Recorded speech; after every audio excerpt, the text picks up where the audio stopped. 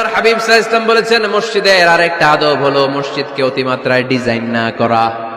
বেশি ডিজাইন করা যাবে না। এমন ডিজাইন করা যাবে না যেটা মসজিদ বোঝাই যায় না। এত লাইটিং ফাইটিং করে, এটা কি মসজিদ না কমিউনিটি সেন্টার বোঝাই যায় না। আছে না নাই? আছে। এরকম যেন আমরা না করি সম্মানিত ভাইরা। বিশেষ করে মসজিদের সামনের দেয়ালে। কোন দেয়ালে? সামনের দেয়ালটা কেবলার দিকে যেই দেয়াল, এই দেয়ালটা হতে হবে ফ্রেশ, যাতে করে মানুষের দৃষ্টি আকর্ষণ না করে। প্রায় মসজিদের দেয়ালের মাঝখানে দেখবেন আপনি ক্যালেন্ডার ঝুলায় রাখে, আছে না নাই? মৌলভীবাজারের কি অবস্থা? খিতা খবর আছে? তো এই যে ক্যালেন্ডার ঝুলায় রাখে, ওইখানে দেখবেন বিভিন্ন মসজিদের ছবি, এতিমখানার ছবি, মানুষের ছবি। তো মানুষ নামাজে পড়ে আবার ওগুলোও তাকায়, আছে না নাই? প্রথম কাতারে পরে ওইখানে কি লেখা, এগুলো পরে তার ডিস্টার্ব হচ্ছে না? এই মুসল্লির দৃষ্টি যাতে অন্যদিকে না যায়, এটা খেয়াল রাখতে হবে। যদি পারা যায় মসজিদের সামনে কোনো ঘড়ি টড়ি চলবে না। ঘড়ি মসজিদের পেছনের দেয়ালে, সময়সূচি পেছনের দেয়ালে, সব পেছনে। সময় কয়টা বাজে ওটা ইমাম দেখলেই চলবে, ইমাম এভাবে দেখে নিবে, আপনারাও দেখে নিবেন। কিন্তু সামনের দেয়ালটা যত সিম্পল করা যায়। আল্লাহর হাবিব সাল্লাল্লাহু আলাইহি ওয়াসাল্লাম নামাজ পড়া অবস্থায় সামনে এমন কিছু রাখতেন না যেটার দ্বারা আল্লাহর হাবিব সাল্লাল্লাহু আলাইহি ওয়াসাল্লামের সালাতে মনোযোগ অন্যদিকে চলে যায়। আমরা যখন সালাত পড়ি, যদি অন্যদিকে তাকাই, ফেরেশতার মাধ্যমে আল্লাহ একটা ডাক দেয়, বলে আকবিল, এই বান্দা ফিরে আয়, তোর নজর থাকা দরকার সিজদার জায়গায়, ফিরে আয়।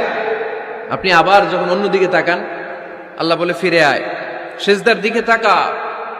আপনি আবার যখন ঘড়ির দিকে তাকান, আল্লাহ বলে আকবিল, ফিরে আয়, সিজদার দিকে তাকা। আপনি যখন আবার অন্যদিকে তাকান, তখন আল্লাহ বলে লা হাজাতা লি ইলা সালাতি, তোর এই নামাজের দরকার আমার নাই। নাউজুবিল্লাহ পড়বেন না?